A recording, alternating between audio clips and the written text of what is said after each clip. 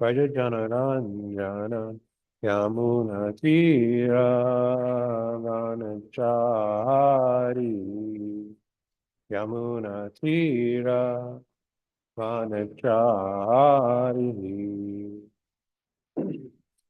Jaya Radha Madhava Kunjabi Hari Jaya Radha Madhava Kunjabi Hari Jai Gopi Jana Vallabha Girivardhari Jaya Gopi Jana Vallabha Girivardhari Yashoda Nandana Vrajajana Ranjana Yashoda Nandana Vrajajana Ranjana Yamuna Tira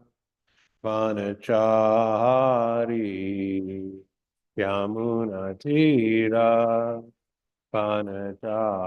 Vanachari Jaya Radha Madhava Kunjabihari Jaya Radha Madhava Kunjabihari Jaya Gopi Janavalabha Girivardhari Jaya Gopi Janavalabha Girivardhari Yashoda Nandana Vrajajana Ranjana Yashoda Nandana Vrajajana Ranjana Yamuna Tira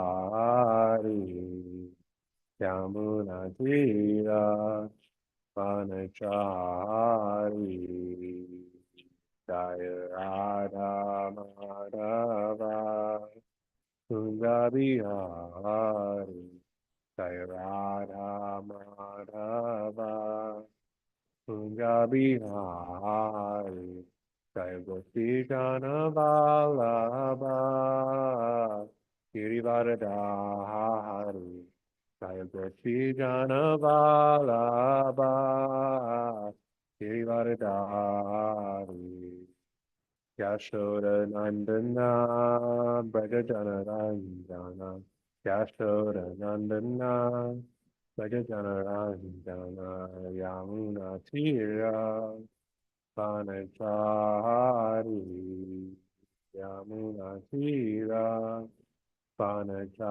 Vanachari Jaya Radha Madhava Kunjabihari Jaya Radha Madhava Kunjabihari Jaya Gopi Jana Vallabha Girivardhari Jaya Gopi Jana Vallabha Girivardhari Yashoda Nandana Vrajajana Ranjana Yashoda Nandana Vrajajana Ranjana Yamuna Tira Vanachari Yamuna Tira Vanachari Jaya Radha Madhava Kunjabihari Jaya Radha Madhava Kunjabihari Jaya Gopi Jana Vallabha Girivardhari Jaya Gopi Jana Vallabha Girivardhari Yashoda Nandana Vrajajana Ranjana Yashoda Nandana Vrajajana Ranjana Yamuna Tira Vanachari Yamuna Tira Vanachari Hare Krishna Krishna Krishna Hare Hare Hare Rama Hare Rama, Rama Rama, Hare Hare, Hare Krishna, Hare Krishna, Krishna Krishna, Hare Hare, Hare Rama, Hare Rama, Rama Rama, Hare Hare, Hare Krishna, Hare Krishna, Krishna Krishna, Hare Hare, Hare Rama, Hare Rama, Rama Rama, Hare Hare, Hare Krishna, Hare Krishna, Krishna Krishna, Hare Hare, Hare Rama, Hare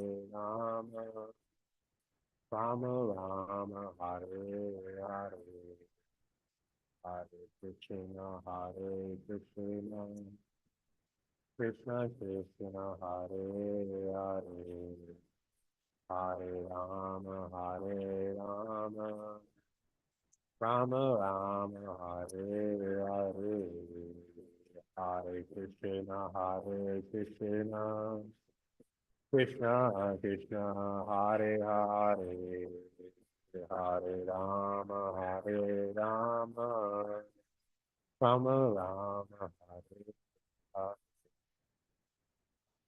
Krishna Hare Krishna, Krishna Krishna, Hare Hare, Hare Rama, Hare Rama, Rama Rama, Hare Hare, Hare Krishna, Hare Krishna, Krishna Krishna, Hare Hare, Hare Rama, Hare Rama, Rama Rama, Hare Hare, Hare Krishna, Hare Krishna, Krishna Krishna, Hare Hare, Hare Rama, Hare Rama, Rama Rama, Hare Hare, Hare Krishna, Hare Krishna, Krishna Krishna, Hare Hare, Hare Rama, Hare Rama, Rama Rama, Hare Hare. John Vishnupada Prahamsa Purijakacharya Sridhar Srimad, His Divine Grace A.C. Bhaktivedanta Swami Maharaj Prabhupada Ki Jai. ISKCON Founder Charya Srila Prabhupada Ki Jai. John Vishnupada Prahamsa Purijakacharya Sridhar Srimad Bhakti Siddhanta Saraswati Goswami Maharaj Prabhupada Ki Jai. Grantaraj Srimad Bhagavatam Ki Jai. Nitai Gaur Pramanande.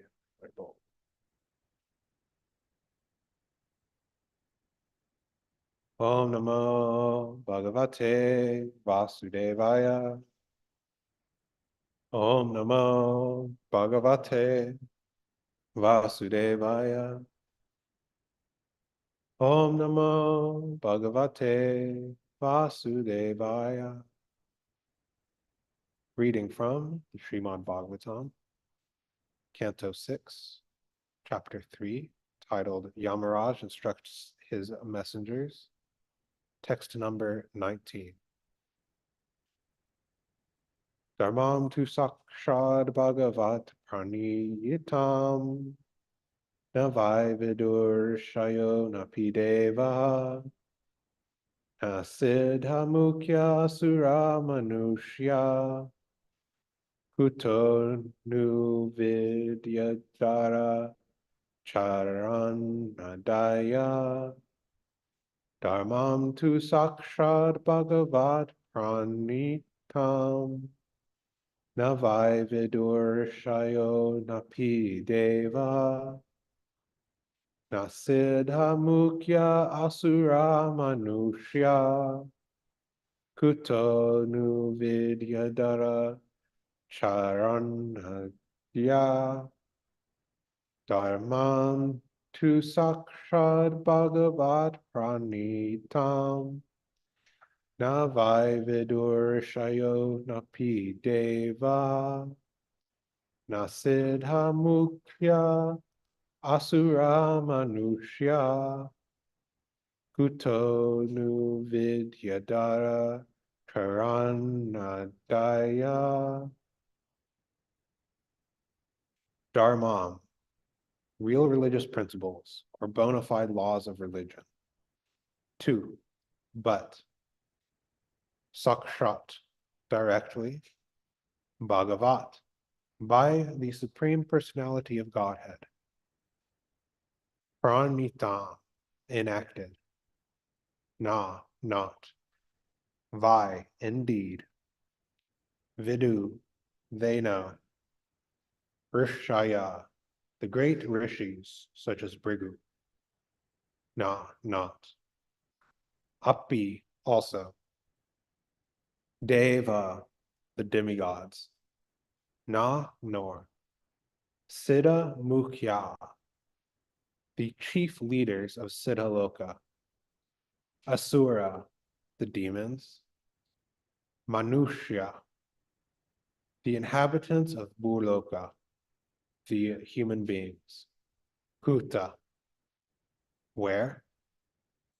Nu, indeed. Vidyadhara, the lesser demigods known as Vidyadharas. Charana, the residents of the planets where people are by nature great musicians and singers. Adaya, and so on. Translation and purport by His Divine Grace A.C. Bhaktivedanta Swami Prabhupada, Srila Prabhupada Ki Jai. Real religious principles are enacted by the Supreme Personality of Godhead. Although fully situated in the mode of goodness, even the great rishis who occupy the topmost planets cannot ascertain the real religious principles, nor can the demigods or the leaders of Siddhaloka, to say nothing of the asuras, ordinary human beings, Vidyadharas, and Charanas. Purport. When challenged by the Vishnudutas to describe the principles of religion, the Yamadutas said, Veda Pranihito Dharma. The real religious principles are the principles enacted in the Vedic literature. They did not know, however, that the Vedic literature contains ritualistic ceremonies that are not transcendental, but are meant to keep peace and order among materialistic persons in the material world. Real religious principles are nishtragunya, above the three modes of material nature or transcendental. The Yamadutas did not know these transcendental religious principles, and therefore, when prevented from arresting a Jamil, they were surprised. Materialistic persons who attach all their faith to the Vedic rituals are described in Bhagavad Gita, wherein Krishna says, Veda Vadarata Partha Nanyad Asiti Vadina. The supposed followers of the Vedas say that there is nothing beyond the Vedic ceremonies. Indeed, there is a group of men in India who are very fond of Vedic rituals, not understanding the meaning of these rituals, which are intended to elevate one gradually to the transcendental platform of knowing Krishna. Vadaischa sarvera ham eva vedya. Those who do not know this principle, but who simply attach their faith to the Vedic rituals, are called Veda Vada Rata. Herein it is stated that the real religious principle is that which is given by the Supreme Personality of Godhead. That principle is stated in Bhagavad Gita, Sarvadharman Prityaja Mamekam Sharanam Vraja. One should give up all other duties and surrender onto the lotus feet of Krishna. That is the real religious principle everyone should follow. Even though one follows Vedic scriptures, one may not know this transcendental principle, for it is not known to everyone. To say nothing of human beings, even the demigods in the upper planetary systems are unaware of it. This transcendental religious principle must be understood from the Supreme Personality of Godhead directly, or from his special representative, as stated in the next verses. Om Ginacharamandasya Ginanjana Shlakaya Chakshmatima Tasmai Shri Gube Nama. Jai Shri Krishna Chaitanya Prabhu Nityananda Shri Advaita Gadadara Shri Vasari Gaura Bhakti.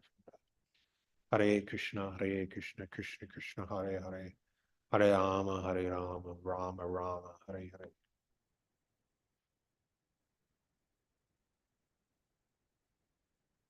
So we're continuing hearing Yamaraj instruct the Yamadutas, his messengers. And the point that he was is making in this verse is concerning how do we determine what is actually the religious principles, what is proper action.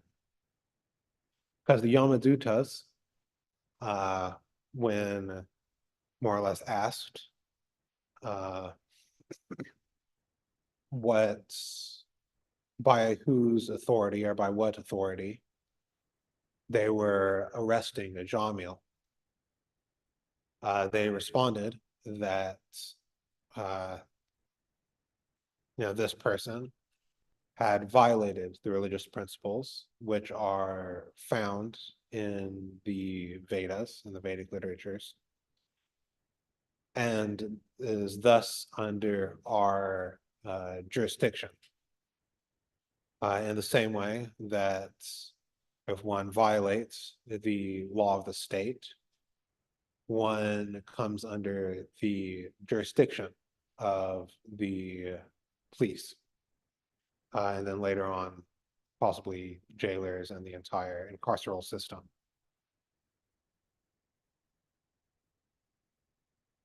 But the point is being made here that actually it is very difficult to know real religious principles. Or put another way, it is difficult to determine what is actually right and wrong action. In Western philosophy, this has also been discussed. In the field of ethics, what is good action and what is bad action, and what is proper and improper action. And one, I guess, philosophical idea is known as the is-ought problem. First propagated by David Hume, where basically he was saying that one cannot derive an ought from an is. So just by looking at the way that things are, one cannot determine how they should be. Just by saying, that a tree is fruit bearing and healthy and in this location or in some other location or has these characteristics, that does not tell me whether it is morally correct or incorrect or neutral to cut down the tree. Because all of those things about what the object is has no bearing onto moral questions a priori. And of course, philosophers, they always argue about things and make points. So ever since basically Hume had proposed the is-ought problem, there were people trying to refute the is-ought problem, very unconvincingly, in my opinion. But it still remains that if one is a materialist in the philosophical sense, in that one believes that matter is all that there is, then the question of what is right or wrong action becomes very difficult to answer. Of course, it is commonly observed that atheistic or materialist people can be moral in the sense of what we usually mean by morality. But the issue comes is that they cannot justify that morality in the sense that they have moral law, but no moral lawgiver. And if one actually looks at many of the materialistic theories, they would actually seem to indicate conclusions that are opposites, are innate moral intuitions, or what we would generally think of as moral action. A prime example of this is, of course, Darwinian theory, evolutionary theory, which is, of course, to a large extent, built upon this idea of the survival of the fittest. And that all that matters in terms of evolutionary theory is if one can survive and reproduce, no matter how one does it. And one does actually see, the animal kingdom, and especially in the insect kingdom, or insect order or family, that the what is done would be very adverse to our moral intuitions if humans were to do it. And actually, this train of thought was at least partially realized in the philosophy of social Darwinism, where basically they took the idea of Darwinism to the logical conclusion that, well, if it applies to everyone, even humans, then we should apply it to humans, which, as expected by anybody who can think, had rather disastrous results. But on the materialistic worldview, that on the atheistic worldview, there is no grounding to say that those results were bad or those results were good, because the basic quantities or the basic entities in physical theories, which on this worldview, all the phenomenon are reducible down to, does not hold notions of good or bad. One can't say whether the electron field is good or bad. It just simply is. So, where do real religious principles come from? Ultimately, they come from the Supreme Personality of Godhead, from Krishna. But they are graded, or their gradations, based on different people and the different ways that people try to approach the Supreme. Krishna says in the Bhagavad Gita that everybody is actually following his path, whether they know it or not. So at one level, there are the rules and regulations of the Vedic literatures. In particular, the Dharma Shastras,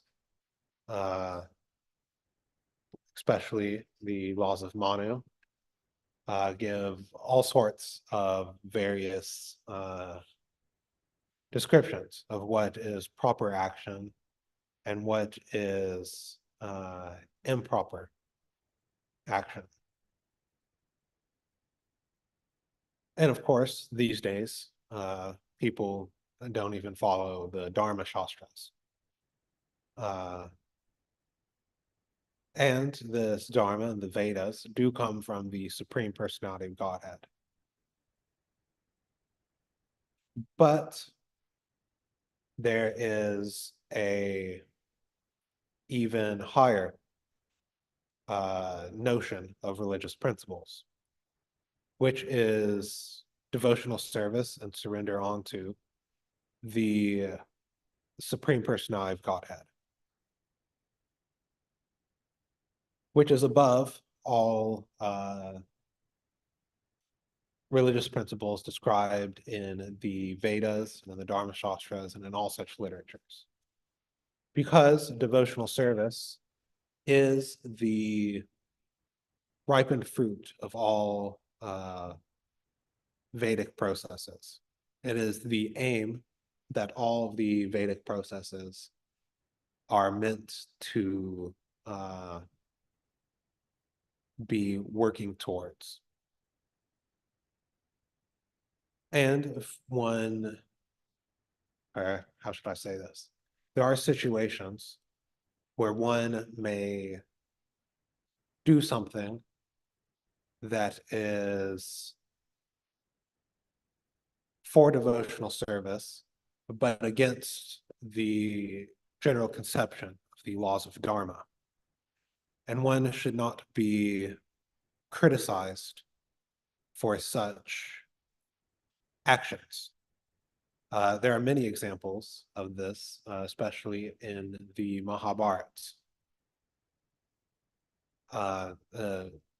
One famous example that comes to mind is that Yudhisthira was instructed to lie to Dronacharya,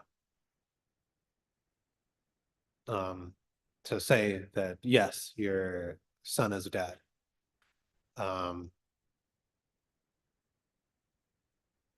In order, and it's like a lot of things in the Mahabharata, there's lots of backstories and benedictions, but basically he had to drop his weapons because he could not be killed while holding a weapon. And it is actually that Yudhisthira was criticized for wanting to tell the truth in this scenario. Because the higher religious principle is to listen to Krishna and to do what is best for his service. And Yudhisthira especially was known to always be truthful. He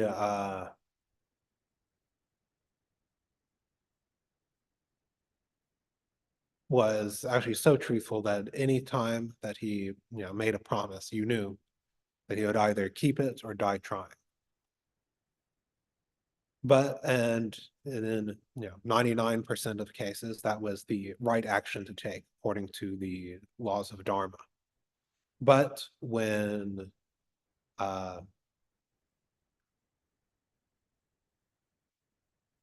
Krishna said otherwise, the right thing to do was to follow Krishna.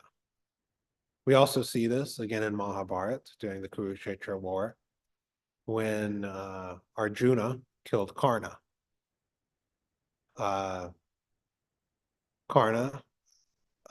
had to step down off his chariot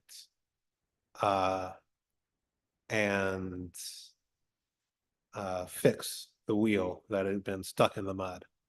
Of course, according to the laws of Kshatriya combat, one should not attack an opponent while he is unarmed, while his back is turned, while he is distracted, or any other situation like that. All three of which described the situation that Karna was in. And of course, even today, attacking somebody in the back while their back is turned is still considered to be in many ways a low blow or somewhat dishonorable. And Krishna is on the chariot with Arjuna saying, his back is turned, shoot him now. And Arjuna says, how can I do that? It is against Dharma. Krishna says, no, do it anyway. And it induced anger in him. So even though these things under normal circumstances would be blameworthy, they are celebrated because they were done in service to the Supreme Personality of Godhead. Of course, just as a disclaimer, this doesn't give us license to act however we want and say, oh, I'm serving God, so I can do any sort of nonsense.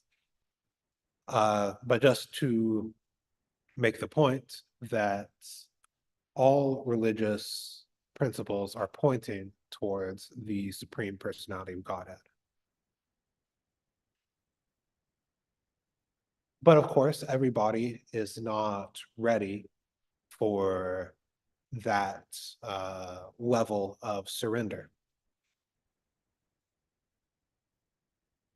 We come to the material world because we do not wish to surrender to Krishna.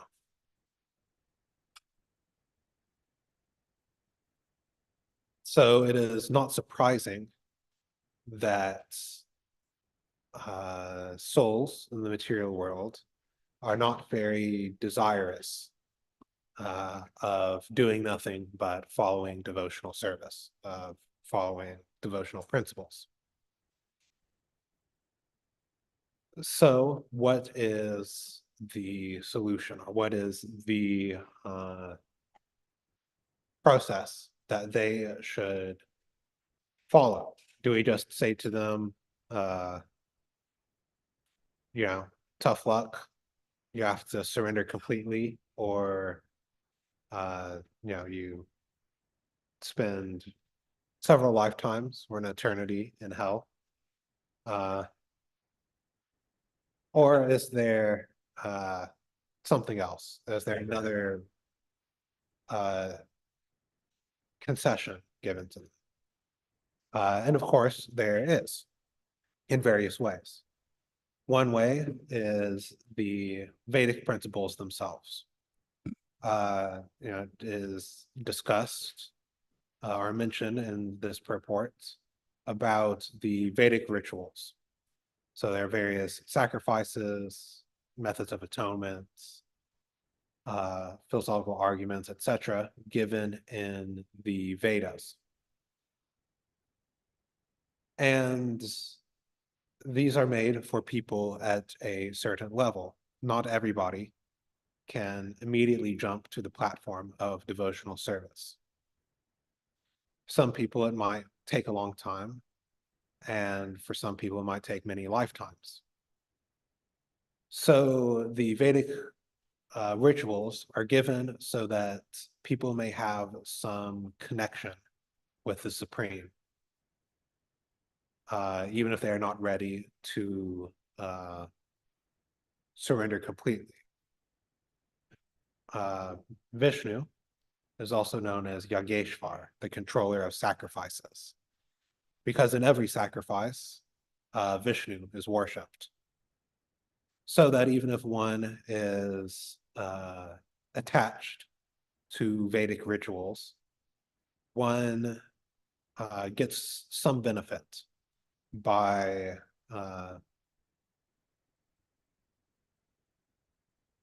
performing worship of Vishnu. And even just by establishing this culture or propagating this culture, one automatically performs some measure of devotional service. I think I've talked about maybe last time or the time before, that if one, or if there is a Krishna conscious culture that is widespread, then even if one is not so serious about the practice of devotional service, one makes advancement just by not being a recluse. And that, if there's a social event, there's kirtan there's prasadam, even, people's names are uh, reminiscent of Krishna and his devotees. And it's actually up to us as followers of Srila Prabhupada to establish this Vedic culture, which Prabhupada called the second half of his movement, the establishment of Daiva Varnashram Dharma, for the advancement of the world in general. Because it's not necessarily that everybody will take up the process of fully dedicating themselves to devotional service. Actually, people who do so are relatively rare.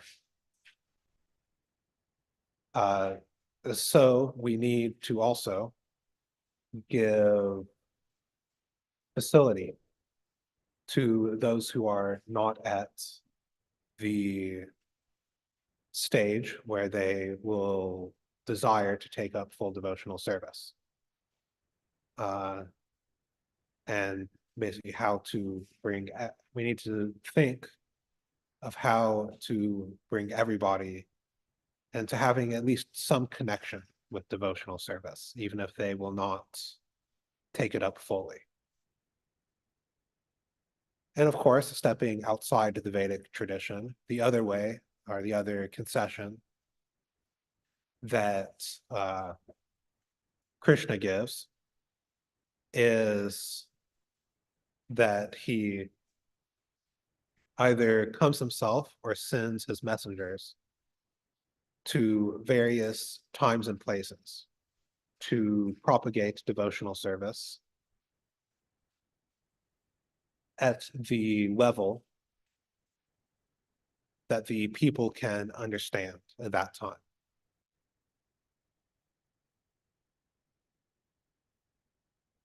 It is, once again, not always that such messengers or such incarnations are giving the full scope of devotional service, or the highest level. Actually, the highest level was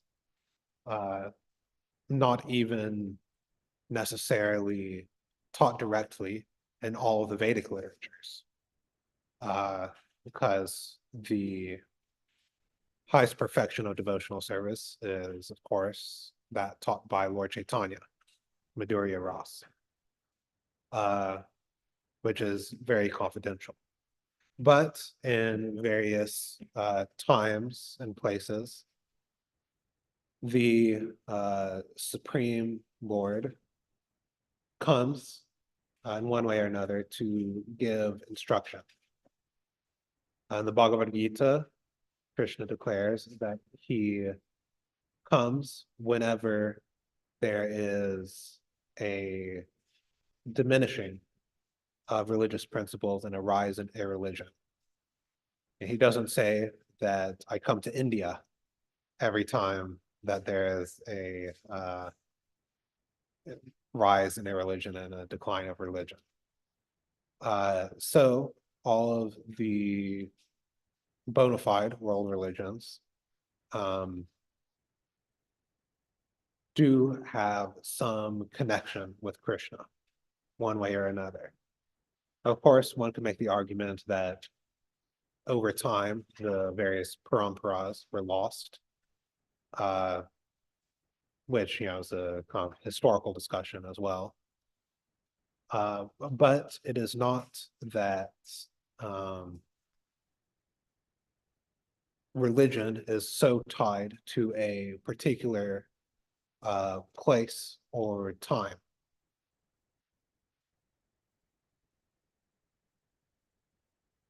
Prabhupada talks about this in the introduction to the Bhagavad Gita about devotional service versus religion, where he explains that religion is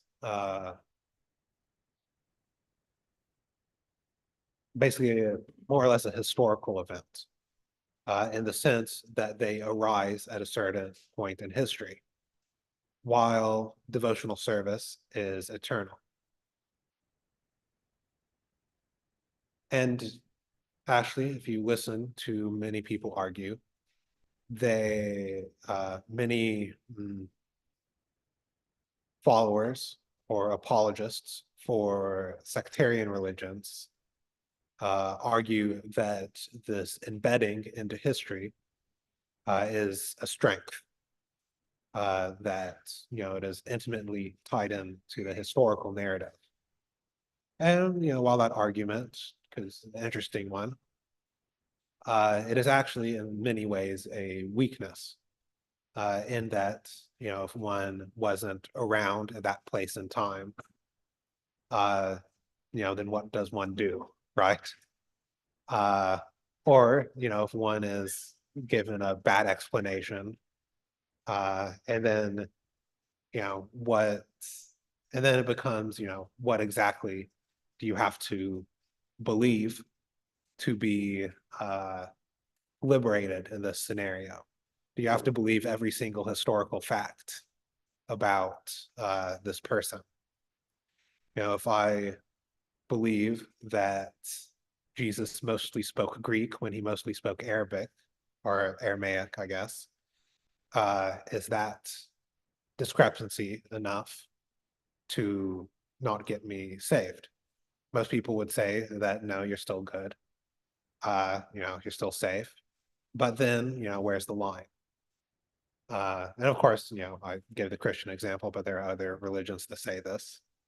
I don't want to, I don't want people to think that I'm picking on Christianity or anything.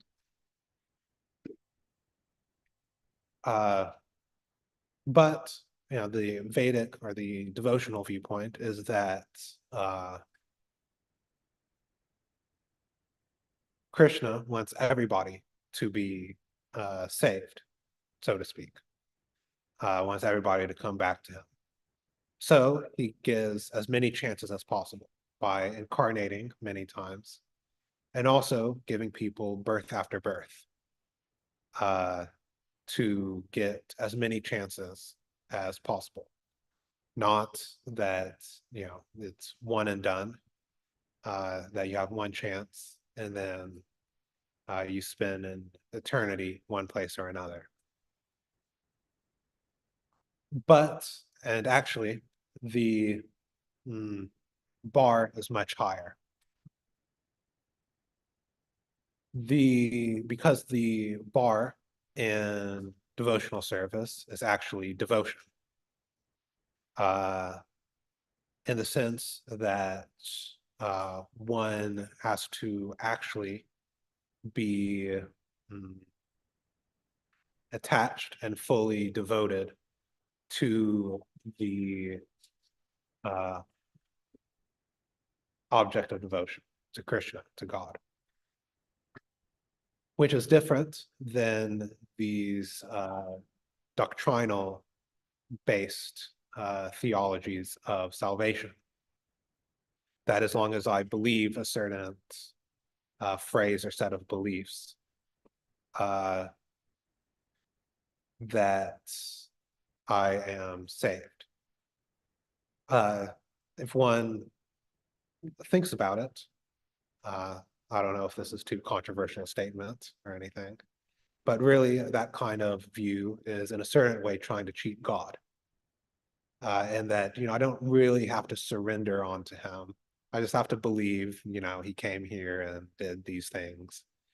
But I don't, have to change my life or actually think about what he wants so much as if it contradicts with what I want. But I just say these certain things, and then I'm all set.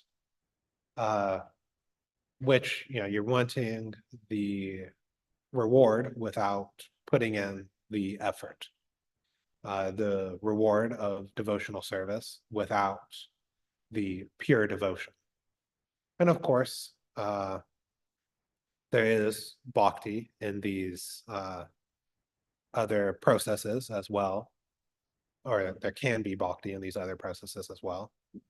But we should always be striving for pure devotional service.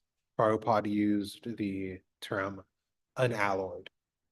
An alloy is, of course, a mix of two metals. So we should strive to not be mixed between Krishna and Maya. We should be unalloyed devotees and strive to come to that standard one way or another by following the process of devotional service. So I'll stop here. We have 13 minutes. Are there any comments or questions or anything like that? That's first from our in-person audience. You don't have anything? Our in-person audience doesn't have anything. Are there any comments, questions, etc. from our virtual Sangha?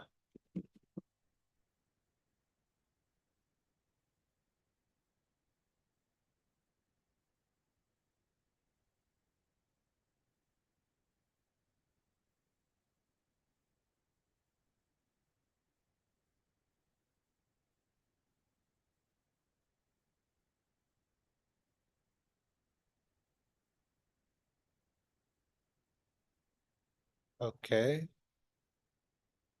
Oh, Something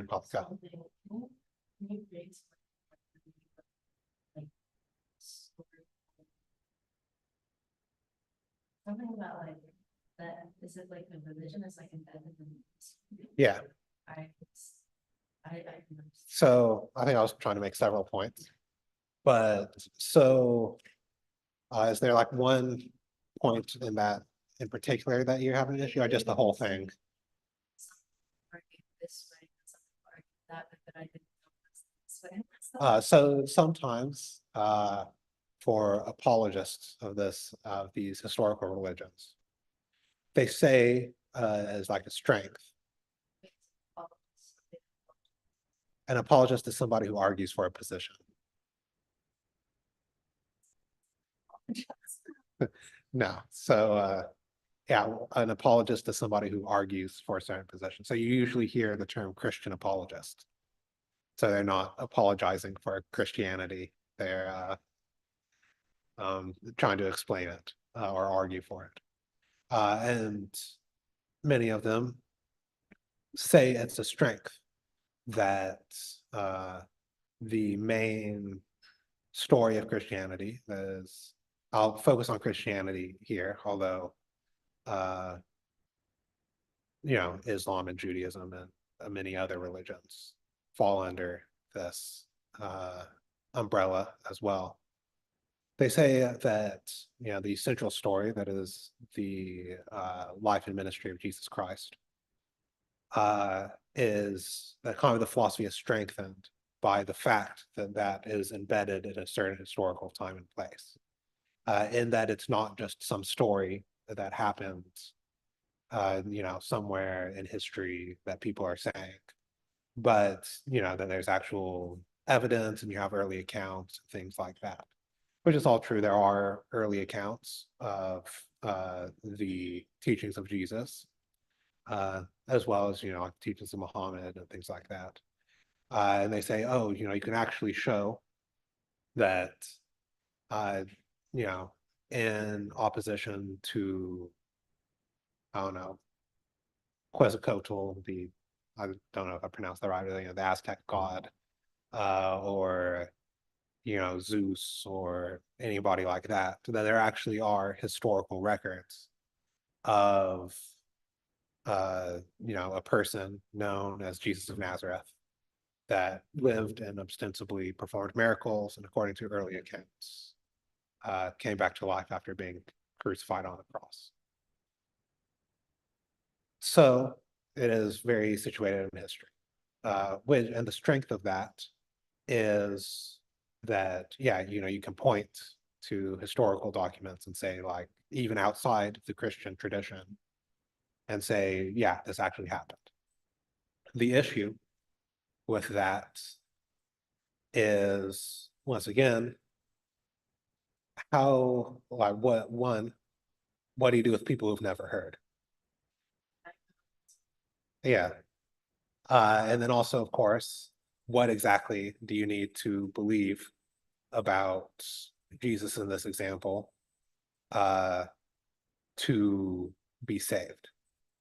And that, there's a lot of controversy, philosophical controversy and historical controversy surrounding the specifics of Jesus. And, if one is interested in Christian theology, one can get into all the debates about, does Jesus have a human nature? Does he not? If he has a human nature and a God nature, how do they interact? Which, are some detailed points. Then there's, the big points, Jesus came, died for our sins, etc. But which points do I need to actually believe to be saved? And even on the historical points, most people would say, if I get what language Jesus spoke wrong, like, that's fine. But if I say, instead of living in Israel, he lived in Mexico, people would say, okay, you're talking about somebody else, right? You're talking about Jesus instead of Jesus. But or if I even go further, of course, there's a very popular character that is based on Jesus. But if I, say that, if I say get all the theology the same, I say that Jesus was a mystical lion in a land called Narnia, people would say, okay, that's going too far, right? So the historical things do matter in this idea or this theology. The question is what exactly does matter, which is one of the issues, at least that I see, with the embedding of the prerequisites for liberation in a specific historical situation. And that, if Jesus came again and again in different forms, and, you just had to accept one of them to be saved, okay, then it doesn't matter so much the exact historical things of any one of them, because, the next one's coming along. It is just kind of the uniqueness of a historical narrative that is the issue with the arguments by these apologists. That's my view on it, at least. Wouldn't it be place it's hey, did you hear that Jesus is God and you need to accept it? Like, wouldn't that be the same level of abstractness as what they say people are saying, like Zeus is?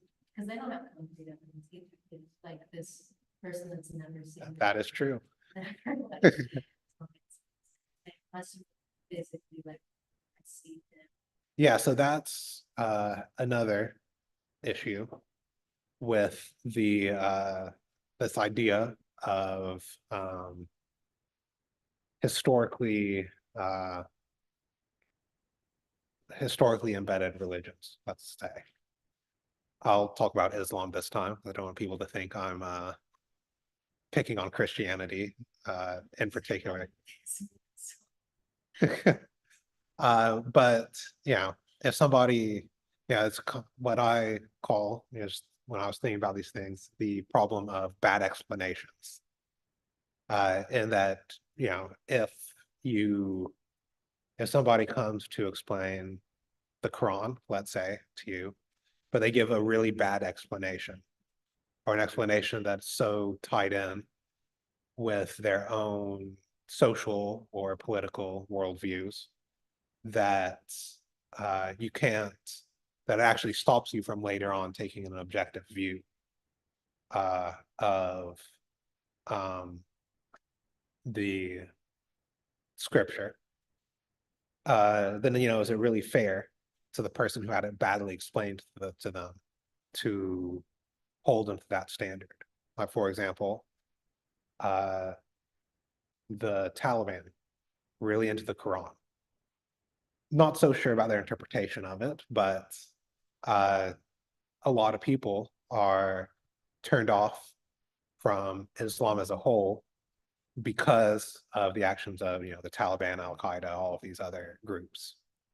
So is it really fair to such people who, they just hear, these people that are killing everybody are followers of this religious book, and it's like, well, I'm not going to follow that one because I don't want to kill everybody, right?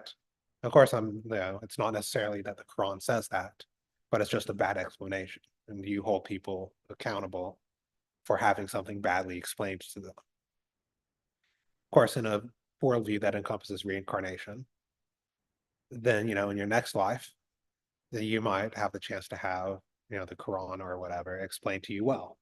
And then it's like, okay, now you have your choice.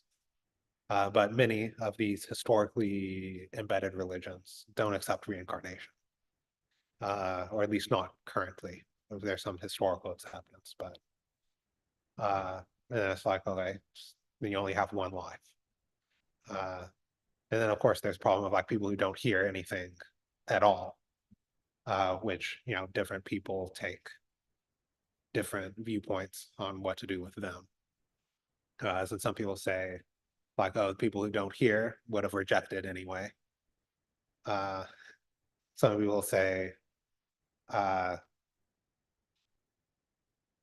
they get presented with whatever the message is at the time of death, and they have to decide right then if they accept it or not. There's some people basically say it sucks to be them, which isn't a very strong argument for the love of God, I think. But yeah, but all of these arguments are introduced because, or have to be introduced because of the historical embeddedness of these sectarian religions, which it really just leads to all sorts of problems. If you're interested in these topics, a good person or good place to listen to these is the YouTube channel Theology Unleashed. I don't know if you've heard of it before. Yeah, it's run by a devotee. It's based in New Zealand, I think. His name is Arjuna. And he has, debates and discussions with all sorts of people. Like atheists, Christians. He has several on debates. He has several debates about religious exclusivism and if it is compatible with a loving God. Which are interesting to watch if you're interested in these types of things. I know he's tried to get Islamic scholars on the channel before, but they usually don't respond to his inquiries. So, okay, we have probably like 30 seconds left. So if there are any last minute explanations. Hi, Krishna. Good morning. Hi, Krishna. What a wonderful class. Thank you so much, Thank Kala. you. I really loved your points. I loved how you spoke about other religions. And what struck me is how people in other religions often do not read their own books of life and don't know, for example, that John the Baptist is said to be the reincarnation of Elijah and is said to come again. So there are so many points that you made. And I think it brings me back to what Maharaj often says, and also what Srila Prabhupada said, which is when you find people in these religions who are just adamant about their own way and don't know, is to say, that's wonderful. Are you truly following your path? Because quite often they're not, and they're just listening to, literally chewing the chewed in their own religion. Like it's been said and they say and who said. So I think it was a wonderful class. And thank you so much for all of your points. Thank and would you just say again on YouTube, what's the channel? Theology Unleashed. Thank you. Hare Alright, thank Krishna. Srimad Bhagavatam ki jai.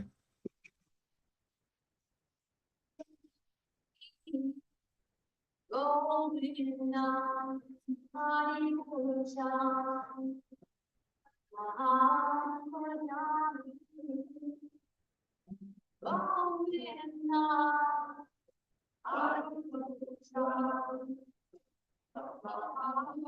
Puja.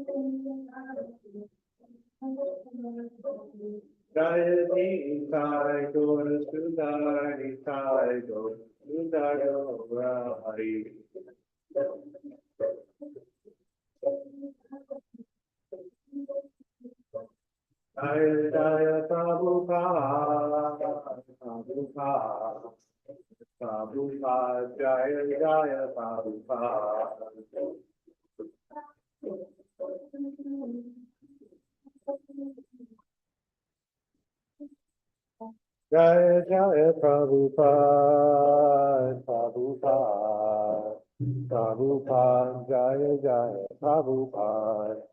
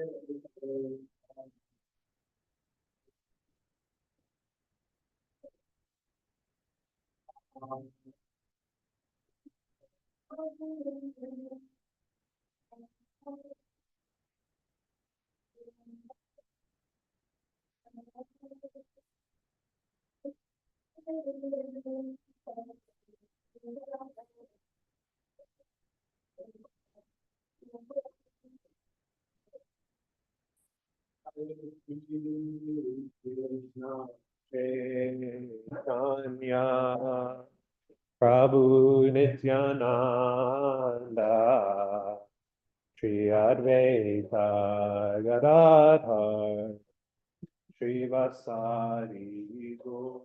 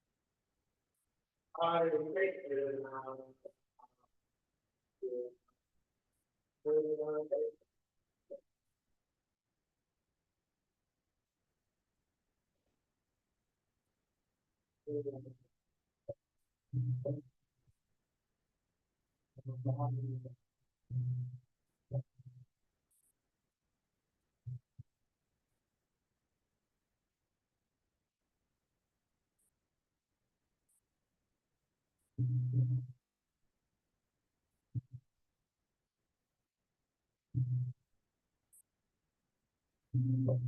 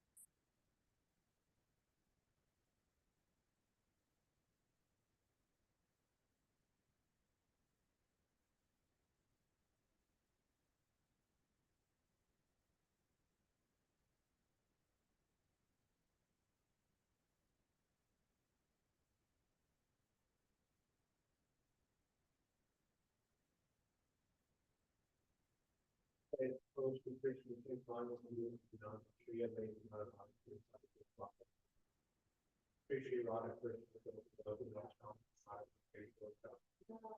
Figured out. I wouldn't like procrastinating, and I could write something. I know some great ones. I'll make a lot of 50. If I work with them, I'll work with somebody. I'll work with somebody. I'll work with somebody. I'll work with somebody.